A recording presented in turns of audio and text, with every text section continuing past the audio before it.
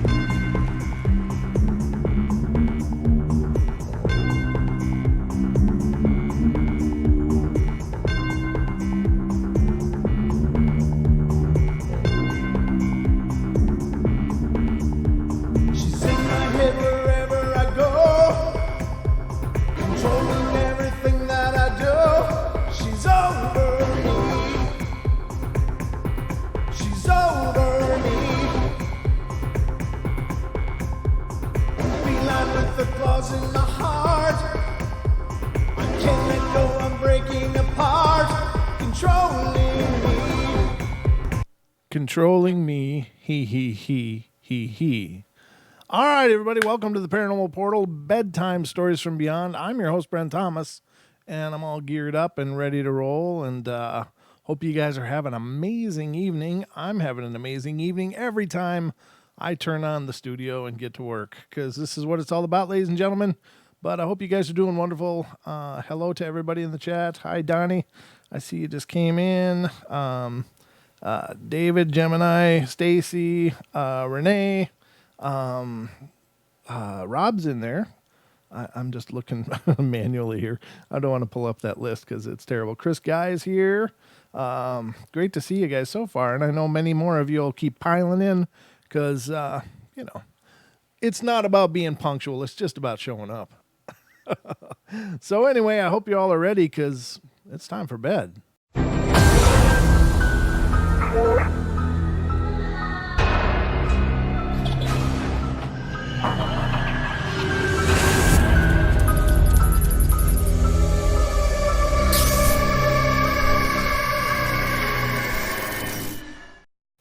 All right, ladies and gentlemen, and actually we're having a storm here too as well. Just kind of these mini thunderstorms are blowing over, and it's really cool because I love thunderstorms, and it's one thing we don't have a lot of up here in the north of Idaho. We don't have a lot of thunderstorms. They just don't happen here as often as I'm used to in the Midwest. That was my big thing, was going out and sitting on the porch and watch the thunderstorms roll through. And I'd sit out there until I got rained on, and then I'd go in. But I love thunderstorms. I think that they are incredibly powerful acts of nature, but I really believe there's something like energetic about them too. And I was taught growing up from a lot of my spiritualist family that thunderstorms were actually, they help to cleanse the energy and to balance the energy and such. So they apparently serve a spiritual purpose as well. And that makes sense. As above, so below, so to speak. But anyway, welcome to the show. This is the Bedtime Stories from Beyond. I am Brent Thomas. And I am aiming to entertain you for the next 45 minutes to an hour or however long we end up going. So if you're not entertained, I did my best. So anyway, let's get this party started. And I got a big, long story that I pulled up last night. It was too long for the time we had left, but it's perfect for starting a show with. It's not incredibly long, but it'll probably take me about 10 minutes to read through it. So I hope you guys are ready. You got your beverage of choice all set. Mine, of course, is water, because I can't keep drinking so damn much Coke. I love Coca-Cola, but it doesn't love me anymore. Apparently, it's a one-way love affair. So anyway, This one's coming out of North Carolina. It says, "My name is Andrea, and I'm a single mom of a two-year-old little girl. I moved into my home 8 years ago while engaged to my now ex-husband. Elderly neighbors explained to me that our community was originally built in the 50s, and the houses were intended for war veterans returning to the States to have affordable housing. And I'd lived in the home a little over a year and decided that I would love to have a small dog for companionship, while my husband always worked late. It wasn't long after the 8-month-old pup started barking viciously down the hallway, facing the door, which is now my daughter's room. The hair on the back of her neck would stand up, and she would just shake uncontrollably. The bedroom at this time only served as a guest room and storage for extra clothes, and the dog, who would never leave my side anywhere I went in the house, refused to enter this room. I could never understand why. I knew that some dogs just have funny little quirks about them, and I just wrote it off as such. Well, years passed, and I never gave my little dog, Clea, I guess it's Clea, Clea's behavior much attention. However, one night in particular, I was watching television with my little pug sitting on my lap, and she started shaking. And I looked down at her, and every hair on her back of her neck was standing up. She cowered on my lap and began licking her lips in a submissive behavior. I baby talked her, trying to relax her while trying to look and see what had upset her so badly. And I turned my head and saw absolutely nothing. And then Clea jumped out of my lap and onto the back of our couch and began barking ferociously to the point she bit her tongue. I have to admit that this really did scare me. Who or what was doing this to my dog, and why does she see what I can't? And I paced the house nervously until my husband arrived home, and he could tell that I was really upset, but laughed at me when I told him of our encounter, and he stated, "You girls have been up too late watching crazy movies." This occurred again on several occasions, and after that night, even with him present, and he never gave it a second thought, and would scold our dog every time she behaved this way. In the summer of 2004, I was informed by my doctor that I was pregnant. My husband at this time was having an affair that I was not aware of until I was 7 months pregnant. Wow, he's a keeper. And we had a horrible fight that night over his adulterous behavior, and I made him leave that night, and I couldn't bear to see his face. And minutes after he left the driveway, I began crying hysterically on my couch. My dog Clea was lying beside me when she began the curled lip growling again, and I look up, and the pendants over my bar were swinging in small circles. My nerves were already shot, and words began coming out of my mouth that I would never say if I was in a calm state. "If you are here to hurt me, go ahead and get it over with. Can't you see I'm in enough pain?" The pendants immediately stopped moving, and my little dog chased whatever it was down the hall until she came to the door and then ran back to me. The incident seemed to stop completely after that night. The birth of my daughter took my mind off of all that had happened, and the room that my little dog hated was now a sweet nursery for my new baby girl. But my little baby didn't care for the room either. She would cry every time I would lay her down in her crib, and I ended up buying a bassinet for my room, and she would sleep all night long, except waking up for feedings. And as she grew older, she would go into the room to get toys and books, and at times she would look up towards the ceiling and reach her arms up as if someone was there. Well, this really scared me. What and who was in this room, and why? Needless to say, my daughter sleeps with me. My sister, who is a pharmacist assistant, watched my daughter for one day and while I was running errands, and she heard my daughter talking to someone and went to investigate. And her aunt asked her, "Who are you talking to, little bit?" I guess that's a pet name for the kid. And my daughter responded, "Him," and pointed beside of her. "He plays with me, and he lives in this room." My sister, who is an MP in the Navy, grabbed my daughter's arm and left my house with all the lights on and unlocked. The latest incident was the very reason I'm writing this story is because of what happened just 2 days ago.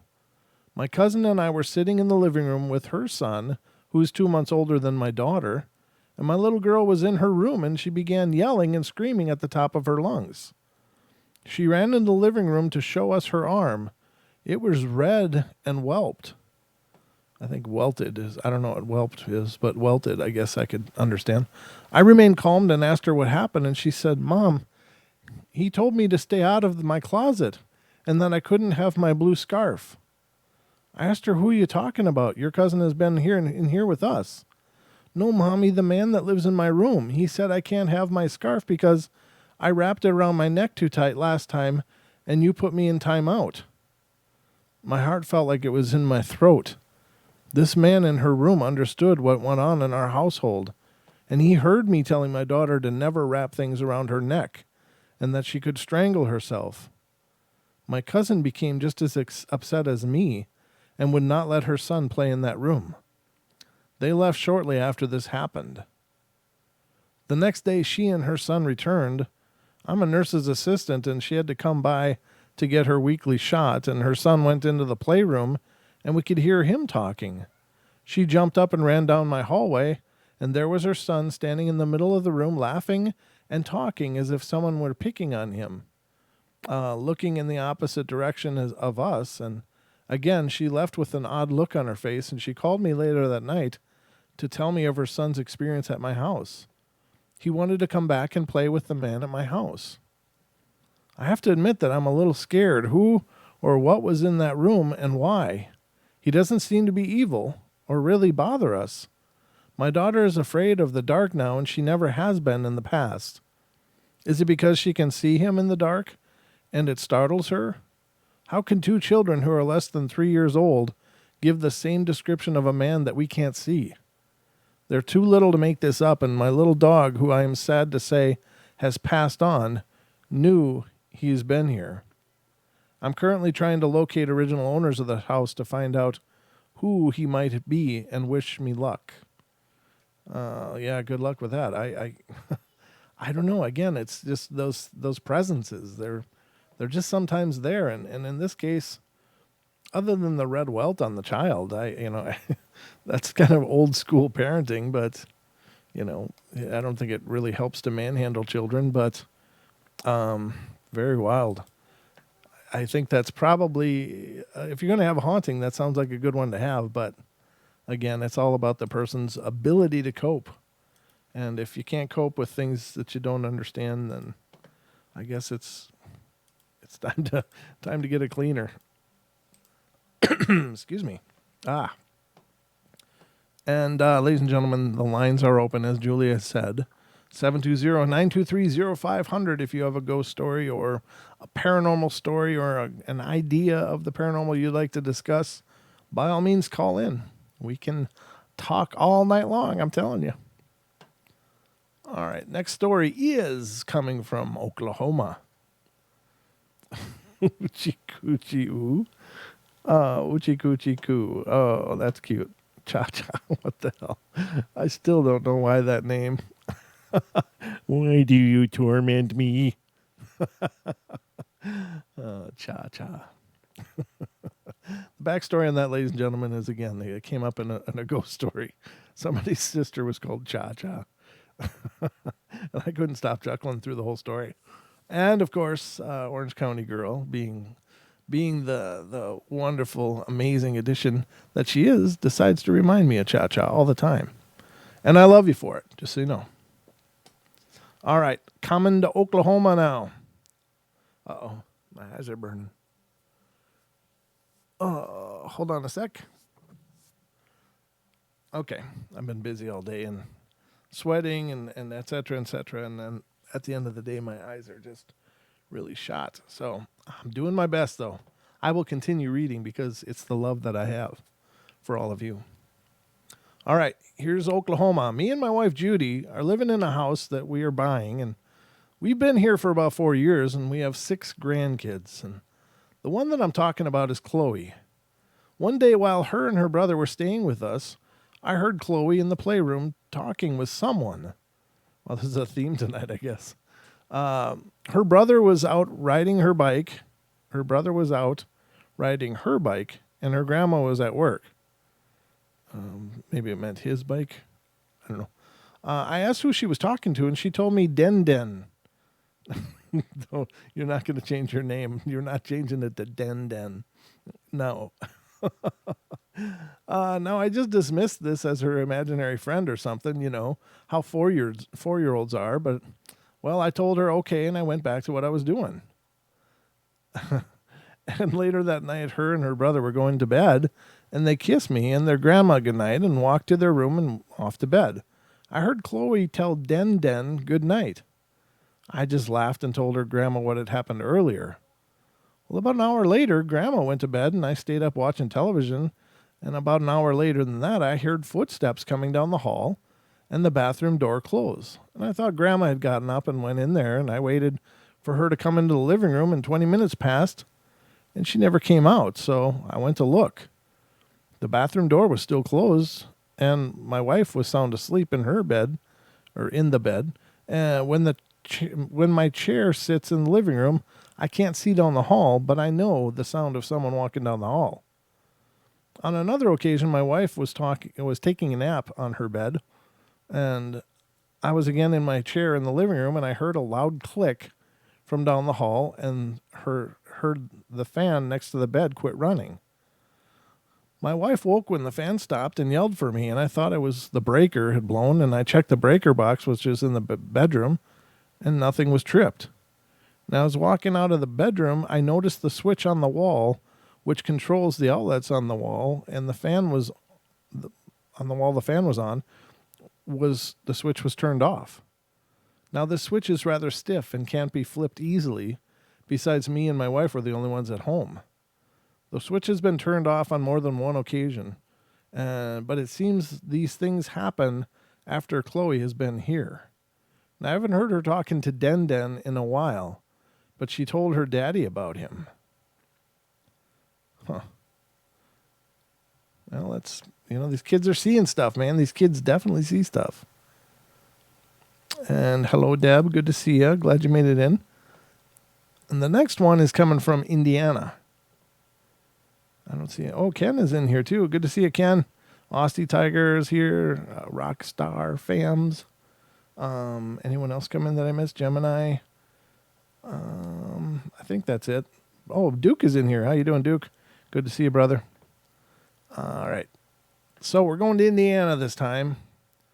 I work as an in-home companion for a reputable retirement community, and our main goal is to allow our clients the opportunity to live within their own homes or the home of a family member and not be forced into the system and ultimately into a nursing home. We go into the homes and either clean, cook, visit, or just read our clients' mail to them and anything that they can no longer do on their own.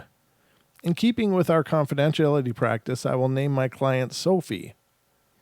I had not met Sophie before the night that I was hired to sit with her until her daughter and son-in-law came home from a concert.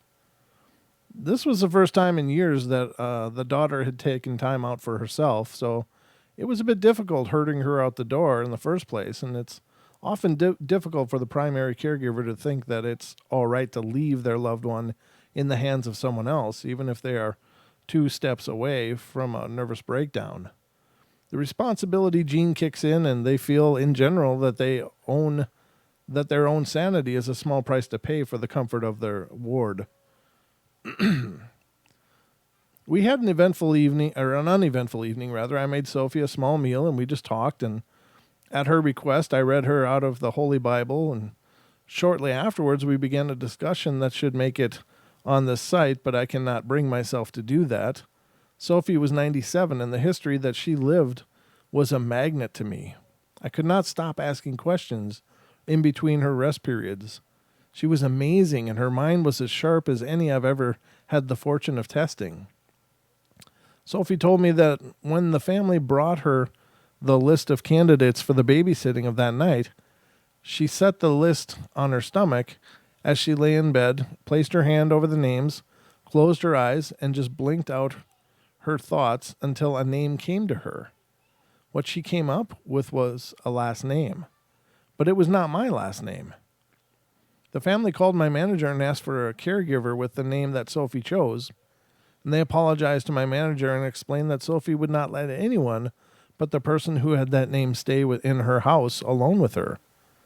My manager and the family were understandably upset, as there was no one of that name on the payroll, and the daughter really needed a timeout, so they tried to come up with a different solution and thought to deceive Sophie into thinking one of the caregivers had that name. The next day, my manager told me that I would not be going to Sophie's house and explained why. She mentioned the name, and I just stared at her. My application only shows my married name. The name that Sophie had in her mind was none other than my maiden name. Near the end of the evening together, I went to make her a light snack and get a drink ready for her bedside table, and I was out of her sight for approximately 20 minutes, just peeking in to make sure everything was still good, as I stood in Sophie's doorway to ask if she would like anything else before bed. She asked me why I walked out on her earlier. I knew I had been in the kitchen, and so I asked her what she meant. Minutes before I was to walk back into her bedroom, a light-colored clothed individual was visiting with her in the room. In my job, I wear very light green scrub suit, so I thought perhaps her mind had wandered back a few more minutes than usual, and thought to tell her that I did not walk out, and I was sorry if I had in the middle of a conversation. I prepared her night clothes and took her in for a nightly bathroom process and returned her to the room. And I then took the dog out for a short walk, and when I got back in the home, I checked in on Sophie, and she again asked why I left in the middle of a conversation. I was just at a loss. I had no idea what was going on and tried to calm Sophie down by telling her that a lot was on my mind and I thought the conversation was over, and I apologized. And as I was outside the home, I knew it was not me that she saw, but could come up with no explanation. I thought perhaps she was stressed, as this was the first time in a while someone else had cared for her instead of her daughter. And I stood in her doorway and asked her if I should perhaps turn on the overhead lights instead of leaving just the Christmas lights on. She loved the glow that the lights gave off and only wanted those lights all over her home on. Sophie then shuddered so violently I thought she was having a seizure. She whipped her head to the left so that she was no longer looking at me, but towards the outside window, and I ran to her side and grabbed her hand. She refused to look at me or even turn her head my way. And I asked her what was wrong and what I could do to help. And all she did was lift up her right arm, point her finger out of the room into the hall, and said, "What do you see out there?" I chilled. Shivers went up and down my entire length of my body, and I struggled with myself to actually turn around. I closed my eyes and looked down at Sophie, and all of my motherly instincts kicked in. I was going to protect this little lady if it was the last thing I was able to do. I wanted to call my family to tell them that I love them all. I wanted to right all the wrongs of the day, but I did not want to look out that window or out that door and see that someone had come in while I was out walking Sophie's dog. Hanging above her downstairs was an autumn wreath with dried flowers and grasses, beautiful really, but that was all I saw, and she told me to look in the wreath. I did, and nothing, and I handed her glasses to her and asked if it was still there, and yes, it was. And I asked for a description. Her hand tightened in mine, and she said, "He looks lovely. More like a country sunset. Makes you feel than anything else wondrous." I thought, well, crud, what is it? She fell asleep shortly thereafter with me holding her hand and staying by her side, while glancing out in the hall repeatedly, and as her breath became heavier, I said out loud, "If you are here to scare Sophie, I have to ask you to leave. We do not want you here. If you are here to take Sophie, I'm afraid I cannot stop you, but please do it in peace." The next morning, my manager called and let me know that Sophie had passed several hours after I left her home. She had died in her sleep with a smile on her lips and a content sigh. I've often wondered since then what drew her to me and how did she know my name, having never met me. Most importantly, I wonder if I was what she needed that night and not only who she wanted. That's beautiful. Very pretty story. A very lovely story. This one's coming from Florida. It's been a few weeks now, and I have updates on what's been going on. Apparently, this person has written other stories, and we've probably read them, but I don't know. The knocking has slowed down a lot, but I've had a lot of new things going on. A few days after Christmas, for whatever reason, a fuse blew and knocked the power out to half of my house. Now, where the stuff is going on is the side that was not affected. So we fixed the fuse, and later I'm in the kitchen cooking supper, and the microwave turned on by itself. Well, I thought it had to do with the power earlier that day, but thinking about it, the kitchen wasn't affected. It just blew it off as just a fluke. Then about 5 a.m. I hear it going off, so I get up and look. The light was on. Well, I can't explain that away, so I went back to bed, and this keeps going on for a day or two between 4 and 5 a.m., so I told my husband about 2 weeks later what was going on, and he blows it off like nothing. Those guys usually do. Until my niece Tana woke us up on Friday morning to ask why the microwave was going off, and I looked at Tim and told him to explain what happened, and he could not find a logical explanation for it. So for now at night, I leave the door to the microwave open. Really, I don't know if it's part of what's going on, been going on, or if it's just a malfunction with the microwave, but it's never happened before. I'm just curious if anyone else has a good guess on this. I think, pretty sure, lady, you know what's going on. But I understand looking for verification. Oftentimes when we go through paranormal things, we're always questioning our sanity. Like, am I really seeing that? Is that really there? Did that really just happen? So it's human nature, I guess. Human nature. All right, the next one is coming from Connecticut, or Connecticut. This is a true account, was told to me by my late great-grandmother, Estelle Drakeford, and this is a true story. My great-grandmother's parents both passed when she was in 5th grade. All 7 children were split up and sent to different relatives on the East Coast to live, and my great-grandmother by that time was 14 and married. Wow, that was a different world. One night she was sleeping, and she told me her door opened, and in came like a cloud of fog of some sort, and then a boat appeared, and inside the boat rowing was her mother. The woman said, "Estelle, your little sister Janie is in trouble. You take all your money from the bank and send for her. And then just like that, she was gone. Now, listening to my great-grandmother, I had chills running up and down my spine because by the look in her eyes, I knew this was true. My great-grandmother said the next day she took all her money and sent for her sister, but it was too late. Her sister was already, it says deaf. I don't know if it's deaf or dead, but the relative my great-aunt Janie was sent to what? The relative my great-aunt Janie was sent to beat her over the head with a broom so many times that her eardrum was shattered. Okay, so deaf.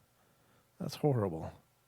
I tell this story to people because if my great-grandmother would have dismissed this sighting of her mother as a dream, my aunt could be dead right now. If you ever get a vision or a feeling or just something that you yourself cannot explain, then it's probably worth checking into. I myself have experienced something similar to this too, but I guess you'll have to wait until I write that one. Well, there you have it. Yeah, premonitions can come in many forms. Sometimes they come as visitations and warnings, or sometimes they just come to people. People have the visions themselves, and there isn't really a intermediary. And I guess it maybe depends on the person's ability, so to speak. All right, next is Georgia. All right, Georgia, sorry. The chat just sometimes takes my attention. I'm like, what? Okay. From Georgia. This is from 1997, August the 5th. I was driving home one night with my wife and baby son in the car, and we were going through Marietta trying to get home to Fair Oaks. Having only lived in the area for a week or so, I figured out where I should turn, and I made a left and went past 6 or 7 large houses on my side of the road, and on the far side I couldn't see much but trees, and then possibly a glimpse of what I then realized must be a cemetery. As we were coming up to being level with the entrance to the cemetery, I saw a small figure stood in the middle of the road, and my instant reaction was to hit the brakes. But I wasn't fast enough and shut my eyes quickly, thinking I was about to run over somebody. But I heard nothing. I was expecting a thump or a scream or at least some indication that I had hit something. I stopped the car, awakening my wife, who questioned why I had stopped, and I told her that I saw someone, and she said nothing. I got out of the car and went to the rough spot where I thought the person had stood, and I gave the house next to me a quick glance and saw lights on inside, so I decided it was best to get going again. I drove in silence, and my wife continued to question me about what had happened, and I told her I saw someone quite short stood in the road, and she obviously thought I was tired, and when we finally got home, I fell straight asleep. That night I dreamed. My dream was almost exactly the same experience I had. My wife wasn't in the car, but my son was, and I turned onto the exact same road where I had seen the ghost, and I always call it a ghost. Seems as it can't have been real. And I drove exactly where I had been earlier, but this time I just saw a snippet of the person I hit. I think it was a girl. I saw pastel pink clothing with lines in the fabric, and it was quite loose and baggy, but not too big. But her face was different. I saw one flash, not even a second. Steely gray eyes, but they were very round and innocent. And she had a large forehead, and I think her hair was blonde, but it was very messy, and I didn't really see it. And then I saw her again, and her eyes looked brown, rounder and fuller, and then I closed my eyes in the dream, obviously, and that was it. I got out of the car and saw my wife laying in the road, and what I saw has stayed with me for a long time. She was wearing her work clothes and quite a long black coat. Her face was covered with her hair, and her eyes were closed. She was smiling, but then she almost dissolved, like an aspirin does in water, and from the edges inward. And when I heard a child's voice, it said something like, "I want to be Rourke." Rourke is the only word I can think of that quite fits what he or she said. It sounded like a girl. I woke up in the morning feeling a lot better for some reason, but I never told my wife about that dream, and I guess she forgot about that night too, so I never brought it up again. I went back to the cemetery the next day and found it almost deserted, just an old man sat under the tree on a small bench, so I moved on, and I found nothing of interest in there, so I turned around and went home again. After about 10 steps, I haven't really thought much about my experience since, but I always think I saw a ghost. It happens, especially around cemeteries, and I'm not sure, I don't understand that part as much. Like, why do spirits hang around the final resting place of their bodies? Or is it some bit of energy that's still bound to the body that isn't necessarily the person? And I don't know. I don't know. I guess that seems to stand to reason to me. Like maybe it's just a piece of our life force is just still with the body until it eventually degrades away. I don't know. All right, next one is Louisiana. I just want to see how much time has gone by. Just over a half hour, so we're doing really good. Lots of time left. Lots of entertainment left. So let's see what's going on in Louisiana. Now, I like Louisiana. I've been there down to New Orleans or Nolans, as they call it. And I love that place. It was just really a neat vibe. It's kind of different, but it's just a really cool energy to that whole place. I imagine it's a dangerous city as well, but I saw it from a touristy perspective, so I didn't really ever get exposed to the dark side of New Orleans, but I really love the French Quarter. That to me was just a neat place. I remember sitting in Jackson Square and watching people and sitting with street musicians playing guitar and stuff. It was a lot of fun. Had a lot of great times. It was a short visit, but I'd love to go back. But when I was there, it was pre hurricane, so I don't know. Maybe it's exactly the same now. Of course, they've had many years to fix up a lot of the areas, but I understand there's still many areas that are essentially abandoned to this day.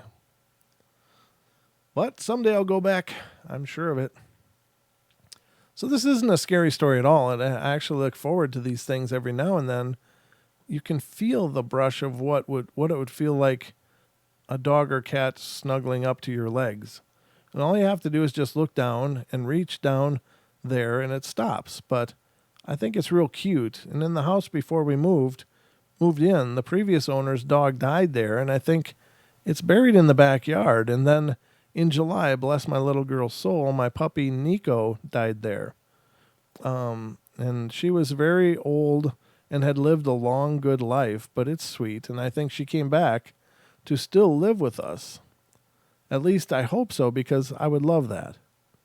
She used to sleep with me at night, and sometimes when I move my legs around, I can feel a spot on the bed that is indented where I can't move my legs over and I have to pick it up and go around. And when she was alive, she used to make me lay on my back, and she used to sleep between my legs, or she would snuggle up real close to the top of my body, and we would both sleep on our sides.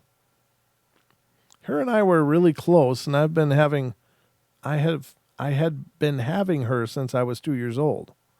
She was the sweetest dog ever and fun. Poor baby couldn't walk very well at the end of her life, and every now and then you hear little doggy footsteps, and you just look at where they're coming from and just smile, because I know my baby girl is home to stay.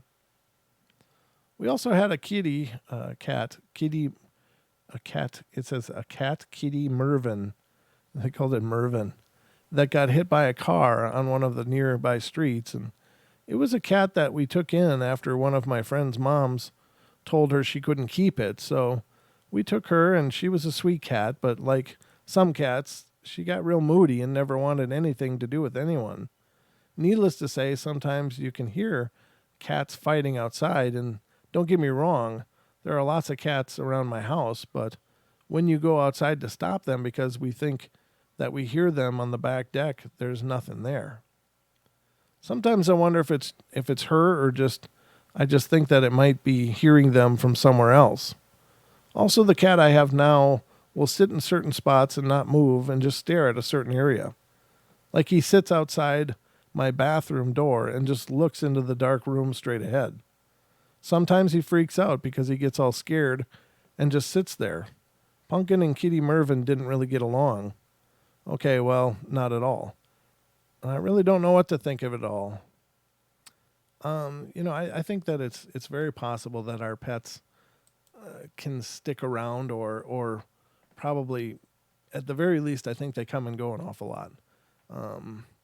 They just, I don't know. There's some kind of really amazing bond.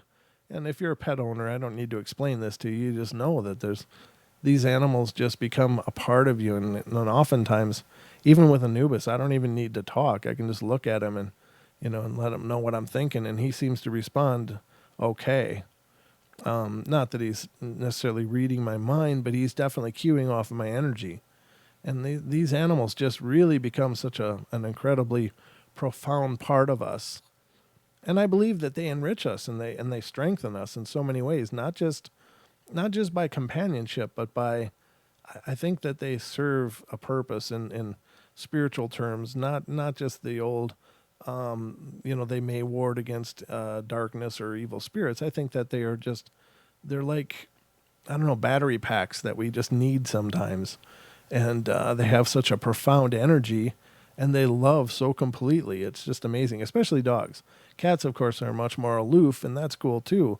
But dogs, my God, I don't know of a more perfect love demonstrated in this world than a dog. They just will love you no matter what. I mean, you cannot stop a dog from loving you.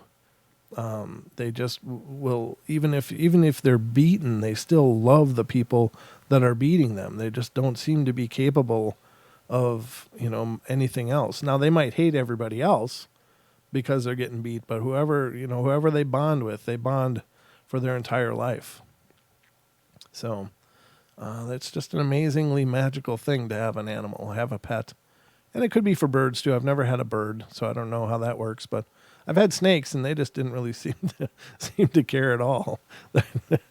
They weren't. I think they too serve a purpose of energetically, but I don't know. You just drop in a dead mouse every once in a while, and they're good. They're good to go, and probably aquarium fish too. But I gotta tell you, recently I've seen these videos, and I think they're so incredibly profound, of like people petting fish and like putting their hand in the water, and the fish will kind of come up and snuggle with them. And we're like, what the hell is that? I didn't know. I really honestly didn't know that fish could be capable of that level of affection and of feeling. I really believe that fish were just kind of this utilitarian presence on our planet that, probably serves some form of the universal balance of our ecosystem. I never really thought that a fish could want affection or could desire that or seek it out, or I don't know. Unless there's some kind of trick with these videos where somebody's like, I don't know, got some fish crack on their hand and the fish is like, tweaking out or something. I don't know. I'm not sure how the hell it works, but I was really amazed when I saw that. I'm like, my God, could they have that much emotional depth that they could look for that connection? I don't know. And maybe they're just anomalies. Maybe those are just anomalies in the animal kingdom where even once in a while, in a mindless mass of fish, there's one that has this brighter light than the others. And I don't know. You see that kind of stuff in children's book all the time. And if you've read Richard Bach, like Jonathan Livingston Seagull, that was a really cool book. I don't know. Maybe there is examples of that in our animal kingdom as well. I don't know. Yeah, dolphins. Yeah, Lewis, dolphins are plenty intelligent. Like dolphins and whales, they have brain pans bigger than ours, and are probably more intelligent than us in many ways. But they just don't build things.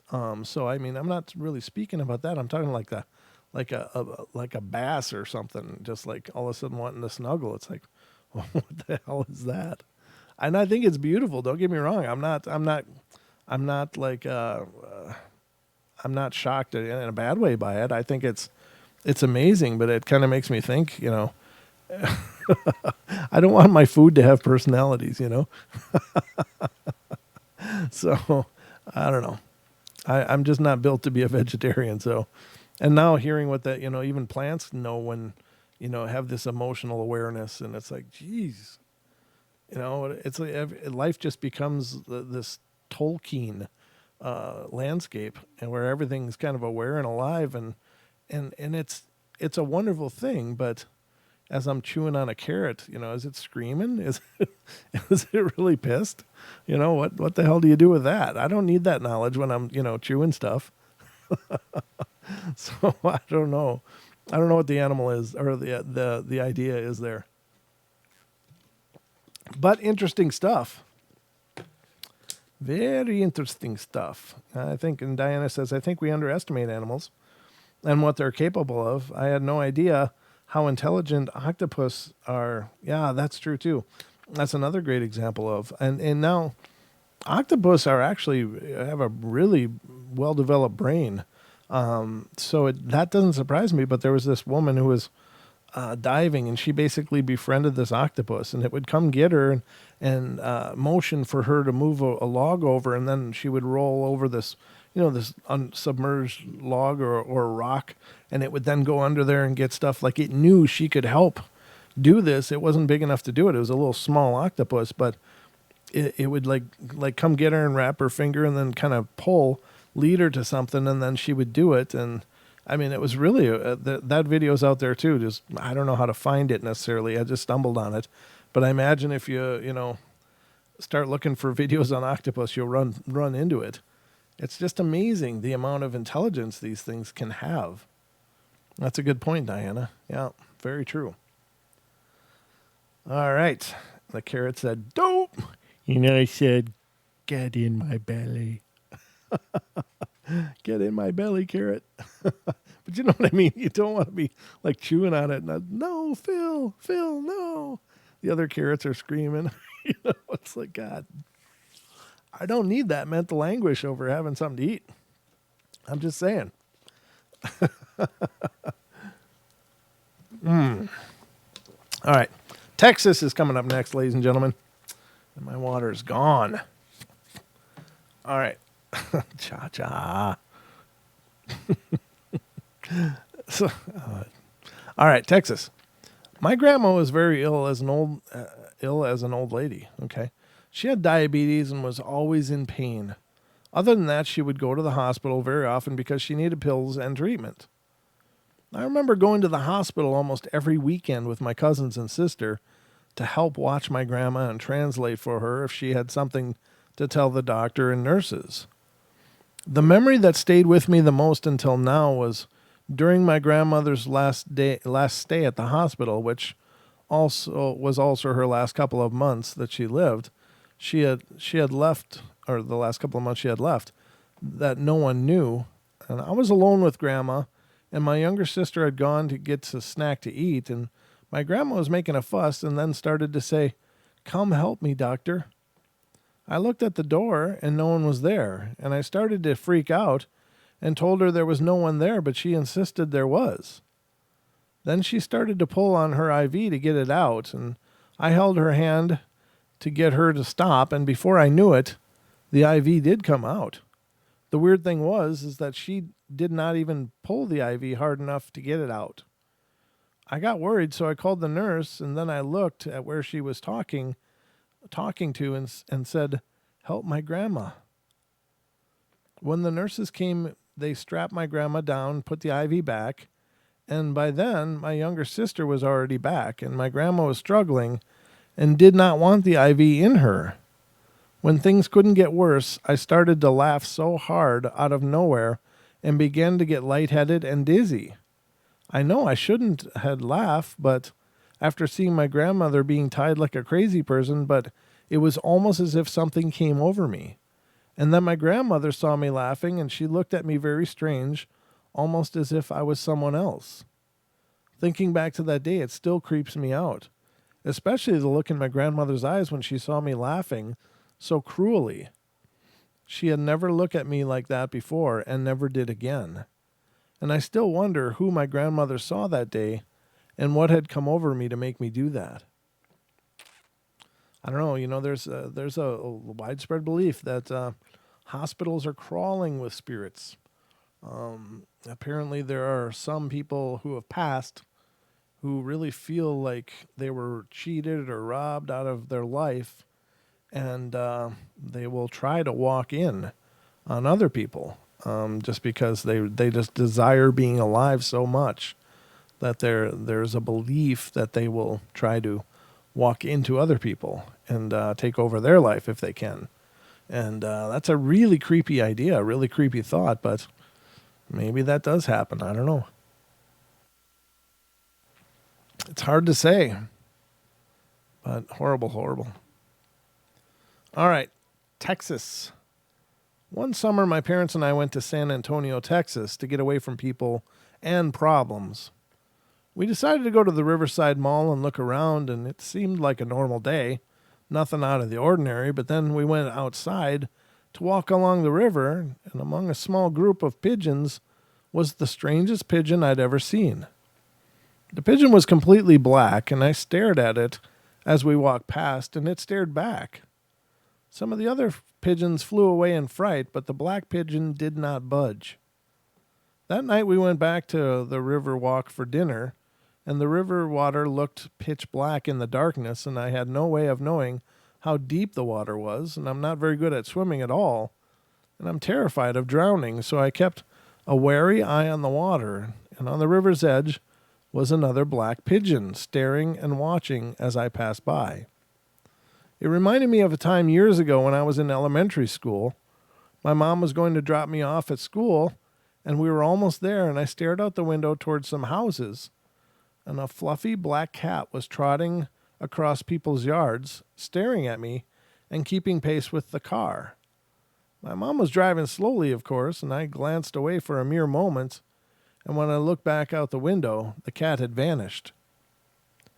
Sometime after our trip to San Antonio, my mother's parents moved in with us, and while I was on the computer, someone's shadow shifted over the right side of the computer screen. And when I looked directly at the shadow, it quickly moved into another shadow to disappear. And I turned around to look behind me. No one was there. The next day, I overheard my mom complaining to her mom about seeing a shadow out of the corner of her eye. She said, "I used to see them all the time when I was little, and sometimes they came as a black animal. You two must have brought them with you." Several days later, when I got home from school, my mom got home from work. My grandmother told us that she had done the laundry and left the bassinet of clean clothes on the couch in the den. Technically, the den and the kitchen are the same room, but we divided them into two rooms with an imaginary line. And Grandpa Darrell and Grandma were sitting in the kitchen when Grandma saw a human-shaped shadow out of the corner of her eye. And the next thing they knew, the clothes basket flew off the couch and across the den. My friend Carol was living with us too, and I had to share my room with her, and she swears she saw a shadow out of the corner of her eye and that it tried to punch her in the face. I called the shadows shadow spirits, and when my grandparents moved out, we stopped seeing the shadow spirits. Aha, Grandma and Grandpa are bringing along some company. Uninvited. That's never good. I don't know. Shadow spirits, again, there's a whole dialogue about dark, shadow people and shadow spirits. And just because something appears dark doesn't mean it's dark. It doesn't mean it's a negative thing. But they can be. And so if you start seeing shadows moving, it could be just the first point of awareness that you're going to maybe start seeing something. But it doesn't always have to be a negative thing. But it might be. So trust your intuition on those things, not your fear. Don't trust your emotional reaction, but trust your intuition. I really believe that something's really dark, you're going to know it on an emotional, like an intuitive level. Not just because, it's something spooky I can't understand, now I'm afraid, it must be evil. And I think that's where a lot of people get, to that point, is that I can't explain it, that moved, I don't like it, I see things moving, it's evil. Because it scares me. And it's just not that simple. But always better to, err on the side of caution, I suppose. Texas again. Texas again. This is a Texas night, ladies and gentlemen. I haven't written, that's because Stacy and David are here, I guess. Stacy and David brought Texas with them. My Homer voice isn't working as well tonight. It'll be okay. Just need more water. I haven't written to this site for a long time, but it's slow at work, so here we go. When my dad was a small child in Fort Worth, Texas, his family lived on the north side area of town, which was at the time a middle-class area with high Hispanic population. My dad was a typical kid of his times and played outdoors from morning until night. My family has a tendency to have experiences with the paranormal, and most of the family stories started at the Schwartz house. My father lived in from the time he was small until my grandparents sold it in the early 1990s. My grandparents raised a large Hispanic family, 5 children, and both worked. My aunts and uncles would be at home alone without adults a lot of the time, mostly causing trouble, and I've always been told stories about the Schwartz house from most of my aunts and uncles because the entire family experienced the weirdness. My father in particular is adamant about a story that happened when he was approximately 6 or 7 years old.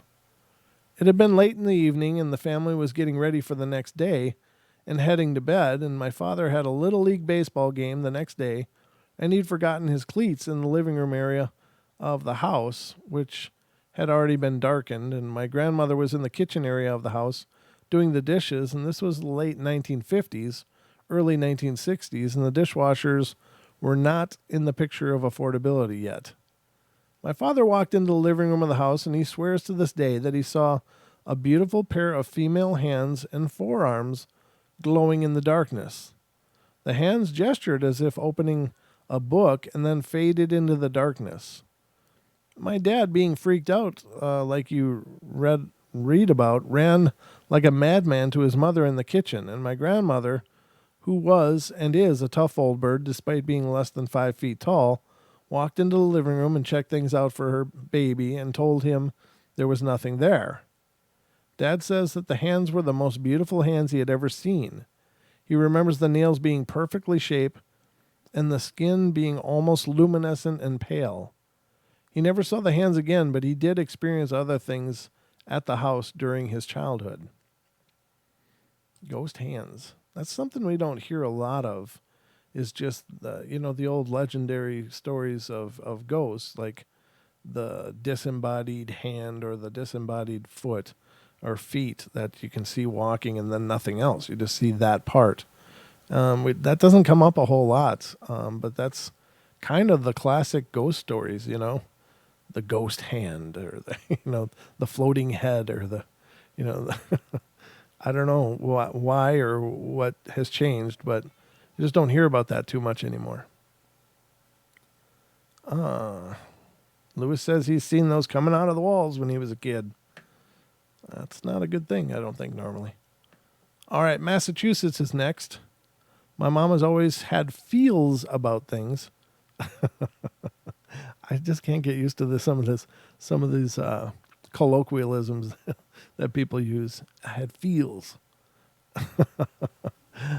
She's intuitive and just always is right, not just in the motherly sense. She sees shadows and mists and even people, and she comes from a big family, and none of her siblings have been close ever since the matriarchal grandmother died in 1997. Even before my grandma's death, her siblings had a hard time, especially the black sheep of the clan, my Uncle Gene. My mother and Gene were very close, being the two youngest, and Gene followed in his father's footsteps, doing construction by day and being a firefighter by night, and he was so proud to make this comeback in fighting his addictions, and after a time in rehab, he was proud to be an uncle, and he was a big kid himself, being a prankster of all sorts, played piano when we danced and sang with him, taught us songs, sang oldies to us that he loved, believed in ghosts and told us stories, and pretty much took us all over Boston.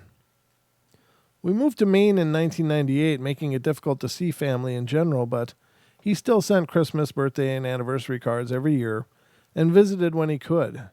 Gene was always there for you and just the kind of guy you want to have around. Unfortunately, his addictions came back in recent years and he stopped talking and being close with all of us, including my mom, and it devastated her. The last time I talked to him was Christmas, and he was mad at me for not calling him and telling him about college. He didn't send us birthday cards that spring, so my mom called to make sure he was okay, and he never called back. While I made plans to move into my new apartment, my mom one day turned to me and said, "Something is wrong. I just know it is. I think something's wrong with Gene." Now, as I was saying, my mom feels stuff and sees spirits, but she gave me a look my mother does get, and in a tone I'd never heard from my mother in the years that I've known her. On July 3rd, 2007, I came home from work to my mom bewilder. She said something is wrong with Gene and needed to go to Boston. My mom and I started on our 3-hour trip, and all the songs, it seemed, on the radio were songs that either my uncle played or sang or went to concerts with my mom. Just a really weird trip. Right as we came into the Tobin Bridge in Boston, Jim Croce, Time in a Bottle came on. It was 8:21 p.m. My mom looked at me. When the song was over, I started to look at my phone. It was my cousin calling. He told us to take our time, and he didn't want to talk with my mom, and I didn't tell my mom. She looked at me and said, "Why doesn't he want to talk to me?" And I ignored her question. My dad called seconds later and told me to tell Mom to pull over. She heard him through the phone and started to cry and yell and question even as we were in busy traffic. My uncle had died at 8:21. He had accidentally overdosed. It broke all of our hearts. The song Time in a Bottle eerily struck a chord for my mom and I, and my favorite uncle. My mom instantly said that this song has to have been a message. I've not heard the song randomly since. The week after everything was said and done, I headed back to Maine in my new apartment, and I was ready to deal with the death the way any college kid would. I was ready to drink and cry and forget. I went up to my new room and looked around. The first thing I thought was, I need a drink. The second thing was, at least I was moved in and everything in my room was clean. I left my room to go to the room across the hall for a second, and I came back to find my desk chair sitting and facing my bed, and I thought maybe it was there, so I asked my roommates, and they said they hadn't been in my room, and I looked at the chair again. The way it was positioned was almost like a parent or elder going to lecture a child in their bed. I took the hint and didn't drink, well, as much that night. That week, a butterfly had shown up at the fire station, and my uncle had worked at, and it hung around the lockers in the guy's living room. I didn't leave until someone said, "Listen, Gino, your work here is done. It's okay now." My uncle's childhood friend worked with him and was a fellow firefighter, and we went for coffee every morning or took turns. Out of habit, he brought 2 coffees one morning and brought it to the station. A couple of the guys saw him come in and put the coffees down on the table. And then all of a sudden, one of the coffees lifted up and hovered for a second and flew to the floor. It was on a steady surface. There was no wind, and he wasn't directly next to it. No one could explain it. This past month, we were moving stuff out of my uncle's house when the keys to the moving truck went missing. We looked everywhere, and my dad said they were in his pocket last he knew. The only places my dad had been were on the porch and in the kitchen. We spent an hour looking for them, and we looked in the attic closet only to find the keys. My dad had been nowhere near there. My aunt and cousin had lived with Gene and have both been visited by him in dreams. Lately, he talks to my cousin and smiles at my aunt. And they are the only 2 in the family that were on rocky terms with Gene before he passed away. And for him to visit them has given them some peace in his sudden death. I know the story is long and drawn out, but maybe others have similar experiences and could maybe shed some light. Ruh-roh. Uh-oh. I am the show. I got a red, what is going on here? Looks like a YouTube stream is pretty weak. I don't know why it's showing red, but that's okay, ladies and gentlemen, because we are out of time anyway. So just so you know, I love you all. I hope you guys enjoyed the show, and thank you so much for being here. Brent is the ghost magic personality here. Well, thanks, Renee. I appreciate that. I think that's a compliment. But I hope you'll join us tomorrow. Don will be here, and we'll get into the 2-hour Wednesday show, so don't miss it. But I love you all. Be good, be kind, be nice. Take care of each other. Help each other out. Find the magic in every day, and remember to laugh as much as you can. And have a wonderful night, everybody. Thanks again. And Facebook Messenger. Yeah. All right. But it's time to go. Sweet dreams, everybody.